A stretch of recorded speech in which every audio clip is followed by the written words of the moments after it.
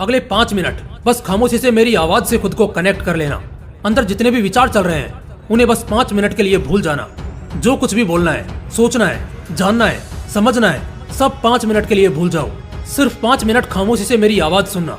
अगले 5 मिनट बाद शायद तुम्हारे अंदर की चिंगारी जो तुम्हें पढ़ने और कुछ बनने को उकसाती थी, जो अब मर रही है, अंदर ही अंदर सड़ रही है, उसमें एक नई जान आने वाली है।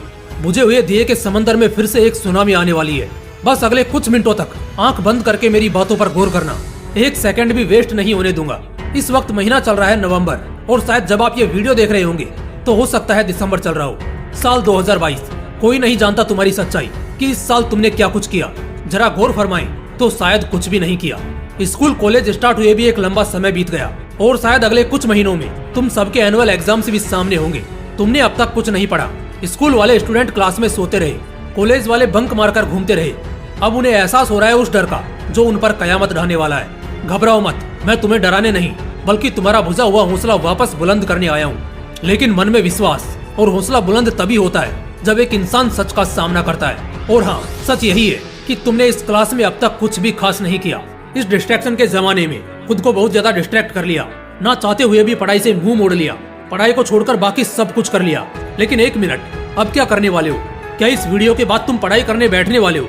बड़े शिद्दत से दोबारा पढ़ने की दोबारा कोशिश करने वाले हो? नहीं, मुझे पता है तुम नहीं पढ़ोगे। मोटिवेशन एक इंसान को एनर्जी दे सकता है कुछ करने की, कुछ बनने की, जो कि बिल्कुल जरूरी है, क्योंकि मोटिवेशन के बिना किसी भी काम में मन लगाना 5 मिनट के लिए भी नामुमकिन है। लेकिन ये कहना गलत होगा कि सिर्फ मोटिवेशन को सुनकर, देखकर आप पूरा सफर तय कर लोगे, क्योंकि मैं अपना काम करके चला जाऊंगा।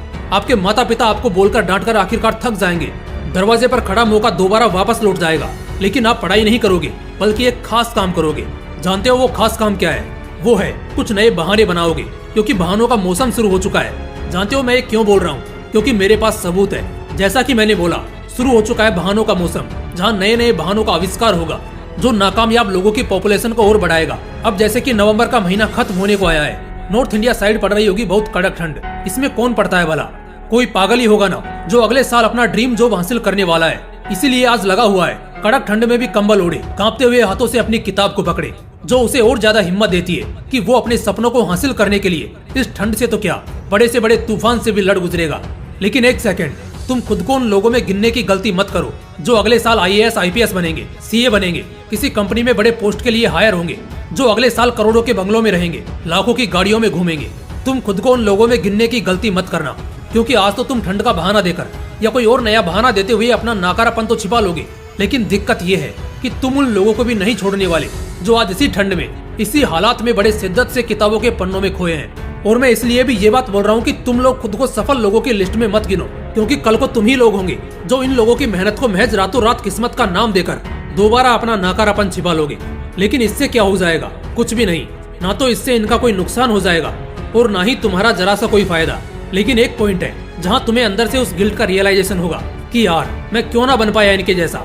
भले बाहर से तुम अपनी उन फीलिंग्स को दबा लो, लेकिन उस वक्त अंदर ही अंदर तुम घुटोगे, बहुत गिल्टी फील करोगे जब उन लोगों को लग्जरी जिंदगी जीते देखोगे, सुनोगे। तो क्यों जीनी है ऐसी गिल्ट भरी जिंदगी? क्यों तुम्हें अफसोस करते करते बूढ़े होना है, रोने में अच्छी खासी उम्र गंवानी है, आगे चलकर एक बेरोजगार की जिंदगी बितानी है? सफर आधा हो या कमजोर इरादा हो, आप तब तक नहीं हारोगे जब तक आपके अंदर कुछ बनने की भूख बनी रहेगी।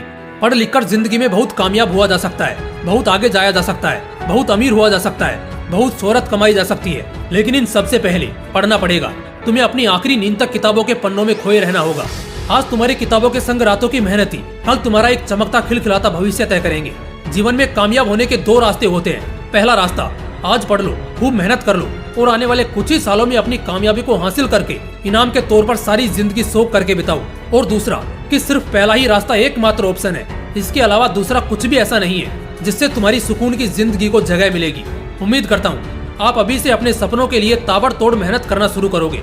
फिर मिलते हैं अगले वीडियो में, तब तक के लिए जय हिंद, वंदे मातरम।